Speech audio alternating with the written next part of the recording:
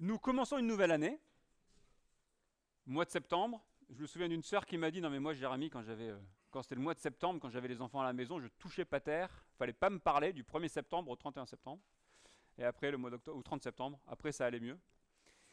Et donc on attaque une nouvelle année, et je pense qu'on est tous d'accord pour dire que marcher par la foi, c'est difficile. D'accord. Donc on va marcher encore une année, en suivant Jésus, mais sans le voir. Difficile, n'est-ce pas? Et en plus, il y a une grande ironie, c'est que la Bible nous dit qu'on connaît quand même beaucoup Jésus, et que si on voit Jésus, on voit Dieu. Donc on connaît Jésus, on connaît même mieux Jésus que ses disciples. C'est un peu une ironie. Ses disciples, ils marchaient avec lui, ils ne savaient pas trop qui c'était cet homme-là. Et nous, on le connaît mieux qu'eux, mais on ne le voit pas. Et en plus, Jésus veut agir à travers nous. Alors comment est-ce que tout ça, ça marche? Comment est-ce qu'on peut vivre pour Jésus-Christ sans le voir vraiment? Nous allons regarder un texte de la Bible qui est juste avant la croix. Et Jésus explique à ses disciples comment vivre avec lui et pour lui alors qu'il n'est pas là. Ils sont dans le doute, que faut-il faire? Et Jésus leur dit que votre cœur ne se trouble pas. Ne soyez pas troublés, ne soyez pas inquiets. Je vais être avec vous. Et je crois qu'on a exactement le même enjeu. On va vivre une année entière, on veut suivre Jésus sans le voir, que votre cœur ne se trouble pas. Ouvrez vos Bibles dans Jean au chapitre 14, et nous sommes à la page 700. Je me suis trompé, c'est Jean. C'est Jean. J'ai oublié de changer Jean. Jean 14, et on est bien à la page 700.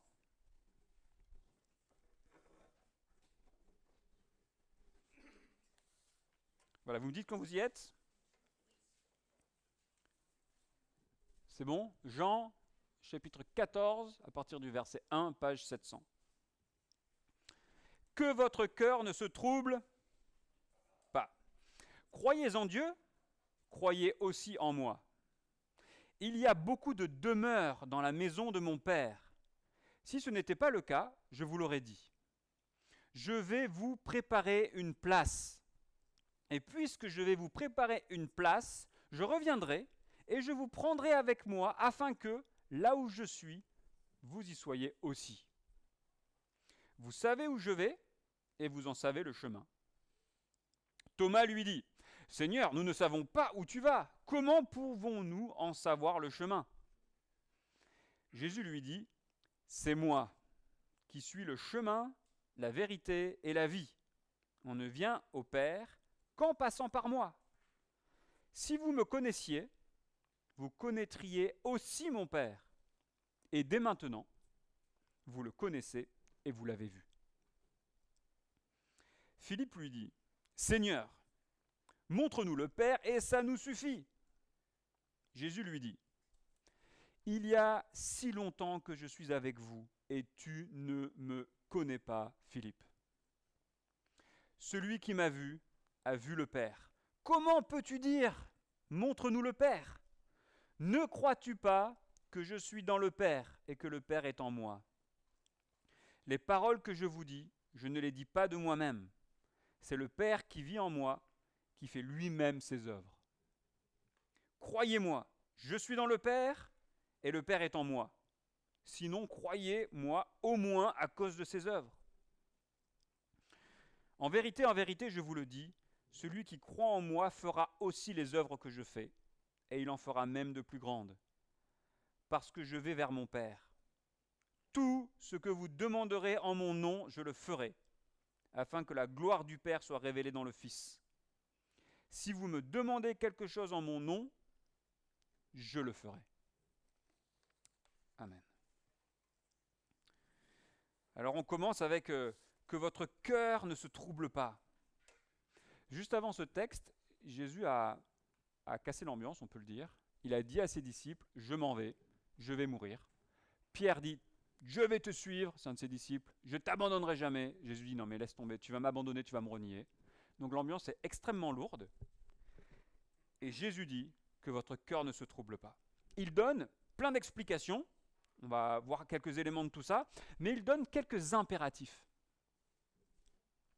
Que nous demande Jésus, fondamentalement? Quelle est sa question? Quels sont les impératifs du texte? Croire, 5 fois, hein. Versets 1, 10, 11, 12. Il faut lui faire confiance de croire en lui. Comment on n'est pas troublé? Quand on croit en Jésus. Quels sont les deux disciples équipe premier degré du texte? On a Thomas et Philippe. Et donc, on va regarder maintenant un peu les explications de ce texte. Quel est le premier argument? D'accord? Donc, que votre cœur ne se trouble pas. Et il met un premier argument qui est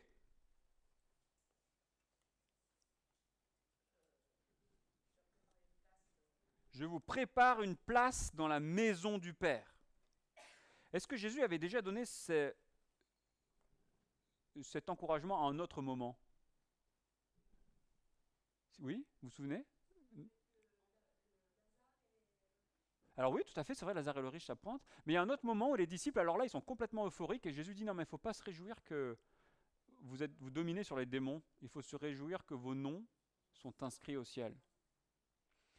Et une fois, donc Jésus avait envoyé ses disciples en mission. Les disciples rentrent, ils sont complètement euphoriques. Et Jésus dit, hé les gars, la vraie joie, c'est pas de faire des choses extraordinaires. La vraie joie, c'est que le nom soit au ciel. Et il y a quelque chose de très fort, c'est qu'en fait, que ce soit les meilleurs moments de notre vie, ou que ce soit les moments les plus douloureux de notre vie, en fait, l'enjeu fondamental, c'est qu'on a une demeure dans la présence de Dieu au ciel. Et regardez la logique du texte. Je vais vous préparer une place, et puis je reviendrai vous prendre avec moi. Comment est-ce que Jésus prépare une place? Alors vous savez, quand vous lisez l'évangile de Jean, Jésus dit plein de choses, et on en comprend le sens entier qu'à la fin, avec la mort et la résurrection et l'ascension. D'accord? Donc c'est comme une longue bande-annonce, avec la chute, tac, mort, résurrection, ascension, et on comprend tout le reste. Alors comment on comprend ce chemin, cette place qu'il va nous préparer? Eh bien Jésus meurt, et la Bible nous dit que comme il était parfait, la mort ne le retient pas. C'est le premier homme qui ressuscite. La mort ne peut pas garder un juste.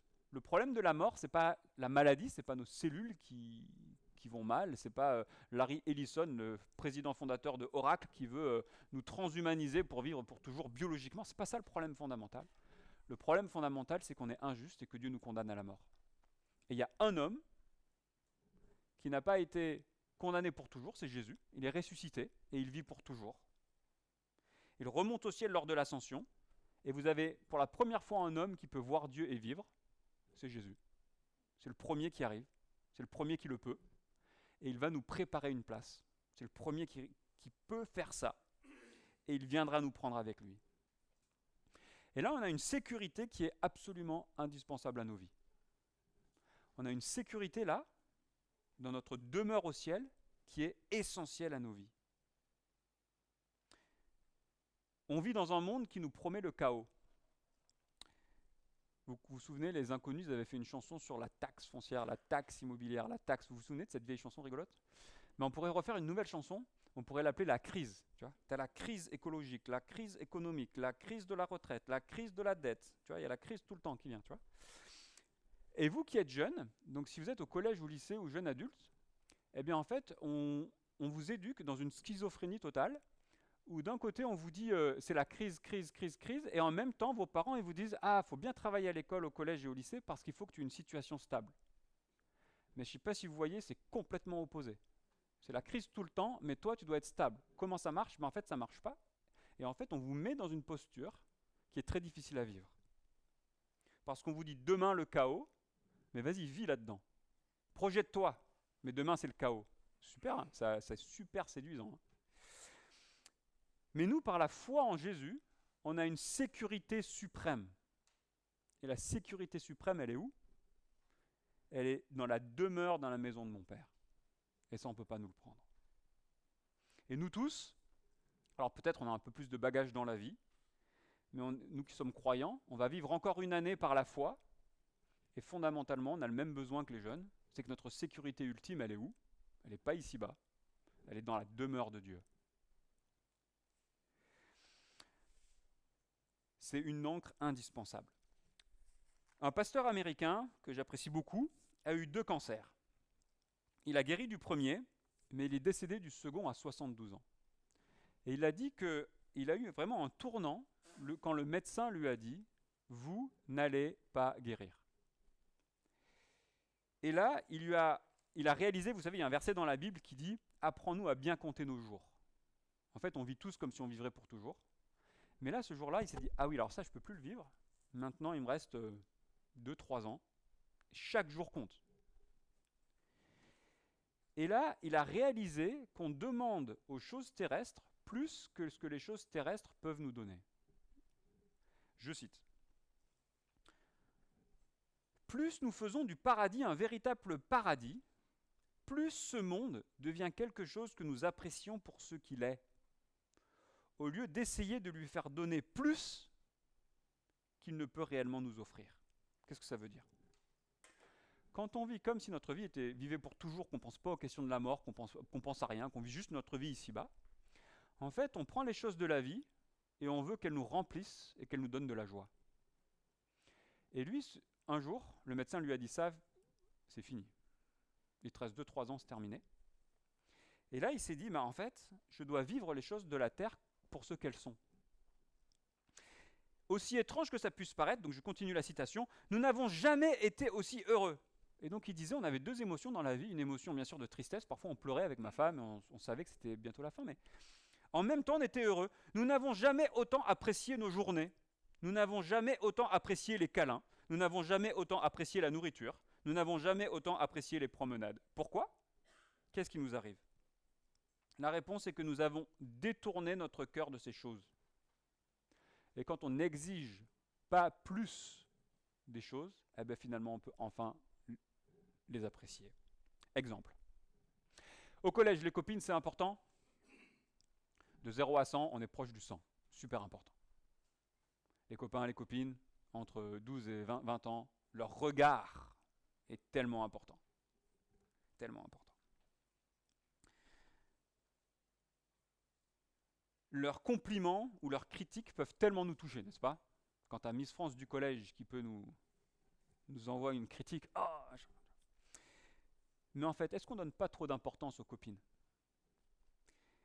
Mais si on a une place au ciel, est-ce que ça ne remet pas les copines ou les copains à leur juste place ? Parce qu'en fait, qu'est-ce qui nous définit ? Quelle est notre espérance ? Quel est notre espoir ? Quelle est notre joie ? La demeure dans la maison du Père. Donc si mon espoir, si ce qui me définit, c'est le regard de Dieu sur moi, c'est la demeure dans la maison du Père, alors je peux mettre les copines à leur juste place. Est-ce que c'est important ? Ouais. Mais est-ce que leurs critiques me définissent ? Plus. Parce que qu'est-ce qui me définit ? La demeure dans la maison du Père. Vous comprenez ? Et donc je peux arrêter d'utiliser la copine et leurs paroles pour me valoriser, me donner une existence. En tant que pasteur, je pourrais vous utiliser pour me donner une importance. Je pourrais vous utiliser pour dire j'existe. Mais en fait, c'est pas juste. Je ne suis pas là pour vous utiliser. Pourquoi ? Parce que ma demeure est dans la maison de mon Père. Et donc on est égaux. On a une joie partagée qui est au ciel. J'ai un pote, il a divorcé de sa femme parce qu'il voulait vivre sa vie à fond et faire des grands triathlons, faire des grandes choses. Et sa femme n'était pas à bloc sur les triathlons, ce qu'on peut tout à fait comprendre. Et du coup, pour pouvoir profiter et vivre sa vie à bloc, il s'est dit je divorce, comme ça j'aurai plus de liberté. Mais en fait, il fait d'une chose terrestre son paradis. Et donc, ça casse sa vie. Où est notre paradis ? Où est notre espérance ? Ni dans notre carrière, ni dans notre ministère, ni dans notre joie, ni dans le regard des copines. Notre joie, elle est où ? Dites-le moi. Dans la maison de mon Père. Amen ? Et ça, pour traverser 2025-2026, je crois que c'est exactement ce dont nous avons besoin. Nous pouvons avoir confiance que nous avons une place dans la maison du Père. Amen. Ensuite, on peut avoir confiance dans le chemin vers le Père. Que répond Thomas ? J'aime beaucoup la réponse de Thomas. Où on va ? Je mets quelle adresse dans le GPS ? C'est ça la réponse de Thomas. Premier degré. Jésus lui répond, quel est le chemin ? C'est moi. Je suis le chemin, la vérité et la vie. Donc la question qu'on peut se poser, c'est en quoi est-ce que la vérité et la vie, ça complète la réponse le chemin ? Parce qu'en fait, il aurait dû dire, c'est moi le chemin. Okay ? Mais pour expliquer ce qu'il dit, il dit, je suis le chemin, la vérité et la vie. Jésus est parfaitement la vérité. Sa vie, ses paroles, Ces œuvres racontent Dieu. C'est l'histoire de Dieu, c'est un narratif de Dieu. Nous n'avons pas à marcher un chemin physique, nous n'avons pas à marcher un chemin de pèlerinage, comme pour aller dans une basilique, et en passant par des portes, j'obtiendrai Dieu. Ce n'est pas ça qu'on nous demande. Ce qu'on nous demande, c'est de marcher Jésus, c'est une rencontre avec la vérité qui est révélée en Jésus. Il dit, il est la vérité. Et Jésus est parfaitement la vie de Dieu, c'est le Sauveur. Il ressuscite des gens, c'est celui dont la parole ressuscite des gens, c'est celui qui est ressuscité, c'est celui qui nous donnera la vie. Il est parfaitement vie et il nous communique la vie éternelle. Jésus est tellement la vérité de Dieu, c'est tellement la vie de Dieu qu'il est Dieu lui-même, et donc on a cette phrase incroyable. On ne vient au Père que en passant par moi. Jésus est unique. Jésus est unique. Nous comprenons à nouveau en lisant la fin de l'Évangile que ce chemin a été ouvert à la croix et que quand nous-mêmes on met notre foi en Jésus-Christ qui est mort et ressuscité pour nous, alors on est pardonné et on va dans la présence de Dieu. Attention parce qu'on risque de se faire voler cette exclusivité. Une fois, il y a un papa qui m'appelle, il me dit écoute, voilà, je suis croyant, moyennement pratiquant, mais quand même pour mes filles, j'aimerais bien, j'ai 2 filles qui avaient moins de 10 ans, et j'aimerais quand même leur parler de Dieu. Est-ce que vous baptisez les gens ? Je suis intéressé par l'église protestante évangélique, est-ce que vous baptiseriez mes filles qui ont moins de 10 ans ? Et donc je lui explique ce que je suis en train de vous expliquer ce matin. Comment est-ce qu'on va dans la demeure du Père ? Par la foi en Jésus-Christ. Et là, il me pose la question, il me dit, ouais, mais s'il leur arrive un accident. Et ça, c'est intéressant parce que là, ça, c'était la question de la confiance. Jusque-là, c'était la question de l'intellectuel, ouais, on débat, machin, il était de culture catho, ça discute. Mais là, il y avait la question fondamentale. S'il leur arrive un accident, la question de la peur face à la mort. Je suis le chemin, la vérité et la vie. On ne vient au Père qu'en passant par moi. Et la seule chose qu'on peut faire en tant que parents avec nos enfants, c'est pas de leur promettre une fausse sécurité, fais-toi baptiser, ce n'est pas de leur promettre une fausse sécurité que mamie va prier pour toi. La vraie sécurité, que tu aies 7 ans ou 77 ans, c'est mettre sa foi en Jésus-Christ qui est le seul chemin pour obtenir Dieu. On est d'accord ? C'est ce qu'il dit Jésus. Je suis le chemin, la vérité et la vie. Je suis le seul chemin. C'est un enjeu de confiance. Jésus est le chemin et il est accessible à tous. On peut emprunter ce chemin avec confiance. Oui ? Que pensez-vous de la question de Philippe, verset 8 ?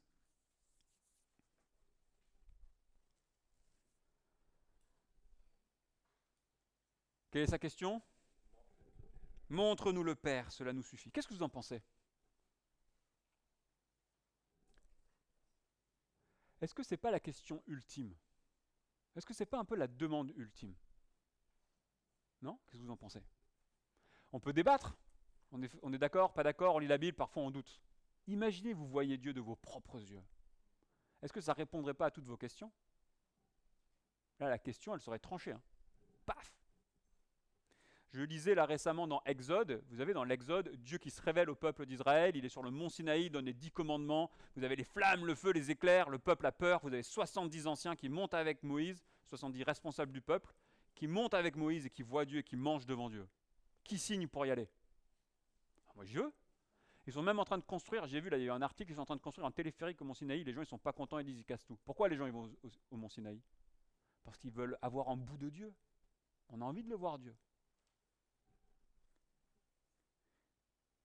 C'est la question fondamentale. Et quel est le ton de la réponse de Jésus ?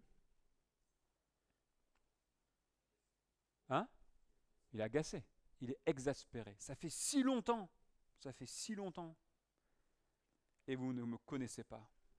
Et en fait, il y a une ironie dans le texte, parce qu'au verset 7, vous avez, si vous regardez au verset 7, dès maintenant vous connaissez Dieu et vous l'avez vu. Ben oui, ils sont avec Jésus. Les disciples sont avec Jésus, ils voient Jésus, donc ils voient le Père. Mais ils ne réalisent pas en fait. On ne réalise pas qui est Jésus. On a un trop petit Jésus. Et Jésus est exaspéré. Alors même qu'ils font bien les choses, ils ne réalisent pas. Et là, il y a une vérité qui est absolument inquiétante et redoutable.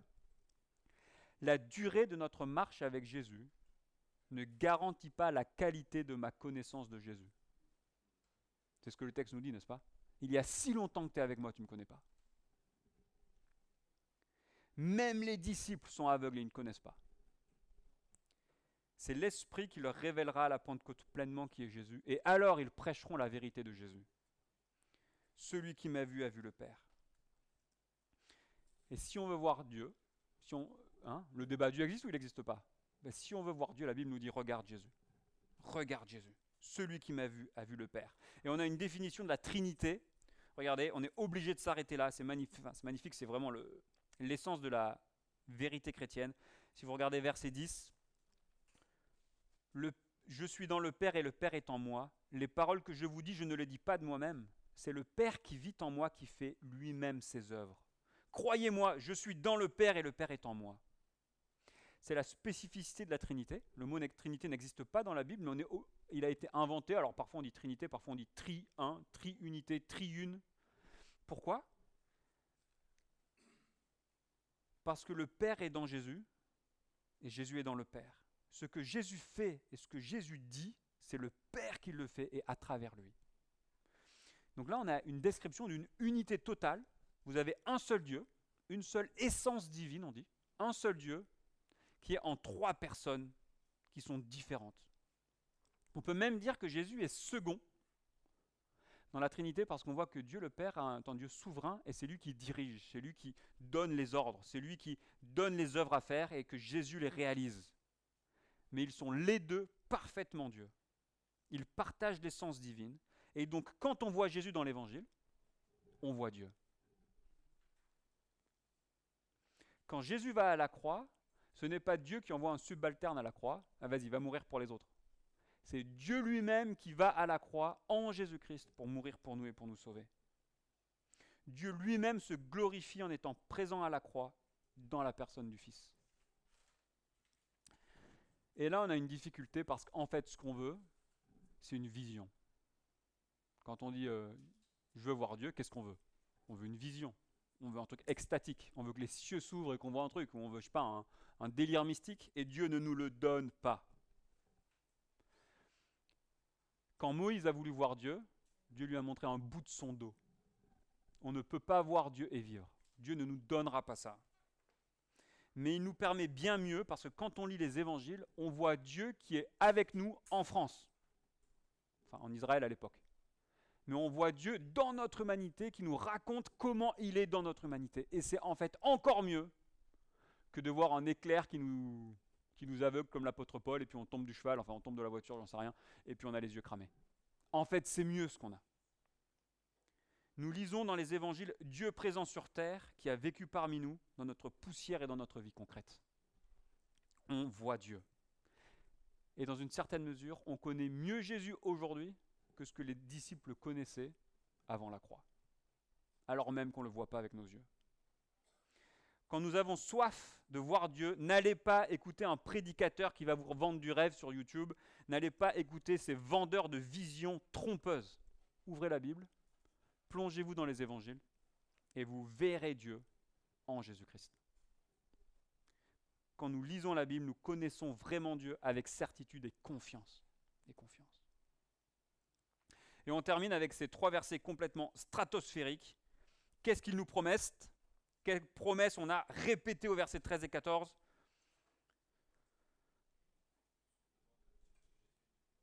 Tout ce qu'on demande, Dieu le fait. Qui a déjà eu une prière non exaucée? Ok, moi aussi. Alors, comment comprendre ces versets? Parce qu'on vit par la foi, mais Dieu veut agir en nous. Comment les comprendre? Déjà, c'est quoi ces œuvres plus grandes? Je vous passe le débat de théologiens, je vous livre la conclusion qui me semble la plus pertinente, et celle de Don Carson aussi, pour ceux qui connaissent. C'est que la mort, la résurrection et l'ascension de Jésus créent un nouvel ordre du monde. Ok? Si Jésus n'est pas ressuscité, qu'il n'est pas au ciel, on prend tout ça, on jette, carpe diem, et puis on profite. Ok? Vous êtes d'accord? Par contre, s'il y a un homme qui est ressuscité et qui nous dit « tu peux ressusciter comme moi pour toujours », est-ce que vous êtes d'accord que ça change tout? Oui ou non?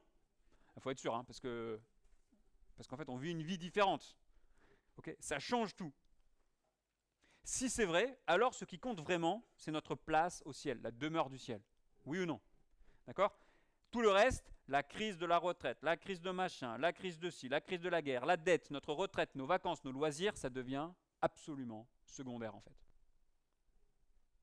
Oui ou non? Ouais. La résurrection, l'ascension donne de la clarté au projet de Dieu. On le comprend, le projet de Dieu. Les disciples ne le comprenaient pas. En fait, ils voulaient faire une révolution, les disciples. Les disciples, à ce moment-là, ils ne comprenaient pas. Mais nous, on comprend que le royaume de Dieu, il est mieux, il est là-haut, et que ça change tout. Et ça, on le comprend mieux que les disciples. Et on fait des œuvres plus grandes que les disciples. Pourquoi? Parce qu'on proclame, encore aujourd'hui, qu'est-ce qu'on fait ce matin? On est 2000 ans plus tard, et on proclame quelque chose que les disciples n'avaient pas compris. C'est plus grand ce que les disciples font. Vous comprenez? Quand les apôtres vont prêcher, en une génération, Jésus-Christ sera connu dans tout le bassin méditerranéen, et les Lyonnais connaîtront Jésus en 120 après Jésus-Christ. Donc en même pas 100 ans, en 80 ans, l'évangile de Jésus-Christ était à Lyon. C'est grand, vous comprenez? C'est plus grand, vous comprenez, en nombre que ce que Jésus a fait.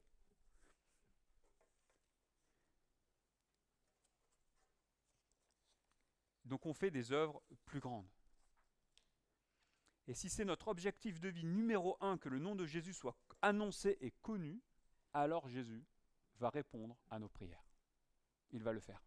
Si c'est ça qu'on prie, si c'est ça qu'on vit, Jésus va répondre à nos prières. Jésus ne va pas répondre à nos prières, je veux ci, je veux ça, je veux nos vacances, je veux ça, je veux la carrière pour mon fils. En fait, on a dit que c'était secondaire. Mais si notre objectif de vie, c'est que Jésus soit connu, Jésus va répondre à nos prières. J'ai lu un livre qui m'a trop touché récemment. C'est mon livre préféré, je crois, de toute ma vie. C'est le témoignage d'un bonhomme qui s'appelle Bruce Olson. Et lui, il voulait absolument que ces Indiens motilones, Colombie, Venezuela, connaissent Jésus. Ils étaient des guerriers féroces, et les gens disaient que personne ne survivait. Donc toutes les autres tribus avaient peur d'eux, et tous les blancs qui étaient rencontrés par cette tribu mouraient. Personne ne ressortait de la jungle vivant. Mais il y va quand même. Il est accueilli par une flèche empoisonnée qui lui traverse la cuisse. Il est amené dans une maison motilone. Il survit tant bien que mal pendant 1 mois.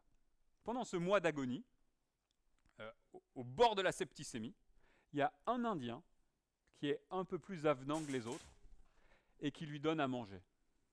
Et en partie grâce à cet Indien-là, qui a une petite balafre au niveau de la joue et qui marche les pieds en dedans, il survit. Il s'enfuit, il revient à la civilisation. 1 an plus tard, il retourne dans la jungle, dans un territoire qui est grand comme la France. Je vous raconte juste une anecdote, parce que ça m'a trop touché, ok? Et cet homme priait que les Indiens motilones connaissent Jésus. 1 an plus tard, il retourne dans la jungle, dans un territoire grand comme la France, et il campe pendant 2 mois dans la jungle, en priant de rencontrer des Indiens motilones. Un jour, sur son chemin, il voit des flèches plantées dans le sol, ce qui est une déclaration de guerre, et là il se dit « Ah, peut-être que la prochaine flèche ne sera pas dans la cuisse, mais sera entre mes omoplates. » Il prend les flèches et en signe de paix, il les met sur le sol à l'horizontale. Et là, il rencontre à nouveau des Indiens. Et qui y avait dans les Indiens? Le bonhomme avec la balafre qui marchait comme ça, sur un territoire grand comme la France. Enfin, sous-entendu, c'était impossible. Donc quand on prie dans l'intérêt de Dieu, cherchez premièrement le règne de Dieu et sa justice, le ciel va s'ouvrir et Dieu va agir. Mais est-ce qu'on est prêt à aligner nos prières, que ton règne vienne et que ta volonté soit faite, et non pas la mienne? Non pas la mienne. Et est-ce que ça ne nous donne pas envie de prier en 2025-2026, cette double promesse de Jésus? Si vous demandez quelque chose en mon nom, je le ferai. Je le ferai. Est-ce qu'on veut vivre une année de confiance? Oui, 2025-2026, on peut vivre une année de confiance. Je marche avec confiance et certitude, initiative dans l'attente de Jésus-Christ. Cette semaine, je vais faire un enterrement. Mercredi, je serai à un enterrement d'une dame qui est venue 3-4 fois à l'église. C'était une dame de culture catholique, peu pratiquante, qui avait vécu des choses difficiles et qui ne pratiquait pas. Elle habitait à côté d'une famille qui allait à l'église de Villeurbanne-Cussé, voilà ceux qui connaissent, et elle avait été touchée par le témoignage de la maman de la famille, et elle s'est intéressée à l'évangile. De fil en aiguille, elle vient un petit peu, elle découvre tout ça, elle demande à Florent, baraque de l'église, d'une fois de faire une soirée de discussion dans sa famille avec ses amis, ça discute, et elle s'intéresse à Jésus. Et elle a même été profondément touchée par la personne de Christ, parce qu'elle avait vécu des choses difficiles dans sa vie. Et un jour, elle me dit, Jérémy, j'ai prié, je me suis confessé à Christ et j'ai perdu 20 kilos. Ça fait 50 ans que j'avais un fardeau sur les épaules. La semaine dernière, j'ai perdu 20 kilos, ma vie a été transformée. Mais jusqu'au bout, elle a été dans le doute. Est-ce que Saint Pierre va me donner l'accès au ciel? Il y a des gens qui lui avaient rempli l'oreille avec la Kabbale. Je ne sais pas si vous savez ce que c'est que la Kabbale. C'est une interprétation mystique de l'Ancien Testament par des rabbins juifs. Elle me dit, ouais, mais la Kabbale, du coup, qu'est-ce qu'on en fait? Puis après, elle me dit, oui, mais Jérémy, pourquoi Jésus il a dû mourir? C'est sanglant. Est-ce qu'on est obligé de passer par Jésus qui meurt? On ne peut pas éviter la mort de Jésus? Ce serait plus sympa quand même. Moi, j'aime Jésus, je ne veux pas qu'il meure. Et en fait, jusqu'au bout, et vous savez, la fin de vie, c'est pas facile. Jusqu'au bout, elle était dans le doute. Est-ce qu'on va nous laisser l'ennemi, les pensées, toutes ces pensées, la Kabbale, le machin, le truc, Saint-Pierre, le dogme, le presbytère, le purgatoire, qui sont des mensonges? Est-ce qu'on va laisser parfois des choses de la vie nous voler cette espérance et cette confiance qu'on peut avoir en Jésus-Christ? Je suis le chemin, la vérité et la vie. Est-ce qu'on le veut ou on ne le veut pas? Est-ce qu'on a peur en fait? Ouais, je crois en Jésus, mais en fait, tu ne veux pas quand même baptiser mes gamins parce que j'ai peur. Est-ce qu'on peut avoir confiance que Jésus est le chemin, la vérité et la vie et qu'on ne vient au Père que par lui? Est-ce qu'on a confiance que quand on lit l'Évangile, on voit Dieu? Ou est-ce qu'on va vivre? Ouais, j'ai confiance, mais en fait, pas trop. On a une chance inouïe, c'est que Dieu s'engage envers nous. Ce n'est pas l'islam. Dieu s'engage envers nous, il est mort et il est ressuscité. Et on a une confiance en Jésus-Christ. Qui veut vivre 2025-2026 avec confiance? Amen. On prie?